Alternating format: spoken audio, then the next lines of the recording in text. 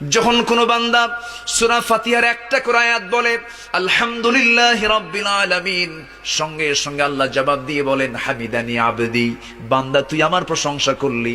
আর রহমানির রহিম যখন বলে আল্লাহ বলেন আসনা আলাইয়া আবদি। মালিক ইয়াউমিদ্দিন যখন বলে আল্লাহ বলেন মাজ্জাদানি আবদি। এরপরে যখন বলে ইয়াকা না'বুদু ওয়া ইয়াকা নাস্তাঈন পর্যন্ত যখন বলে আল্লাহ বলেন বান্দারে তুই আমার কাছে কি চাস, প্রাণ খুলে চারে বান্দা।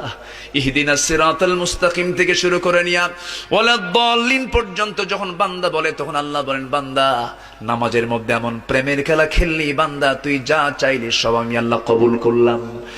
ওই বান্দা যখন রুকুতে যায় আল্লাহ তখন অস্থির হন। ওই বান্দা যখন সিজদায় যাওয়ার জন্য প্রস্তুতি নাই, সমস্ত ফেরেশতাকে ডাক দিয়ে বলেন ও ফেরেশতারা, এই বান্দাগুলো আমাকে দেখলো না, রাসূলকে দেখলো না, কোরআনকে দেখে হাদিসকে বিশ্বাস করে আমাকে খুশি করার জন্য তার সবচেয়ে সম্মানজনক জায়গা সিজদা আমাকে দেওয়ার জন্য, আমার তার মস্তক আমাকে দেওয়ার জন্য কিভাবে সঁপিয়ে দিচ্ছে। ও বান্দা, ওই ফেরেশতারা তোরা সাক্ষী থাক, এই সমস্ত বান্দার জন্য সকল জাহান্নামের দরজা বন্ধ করে 8টা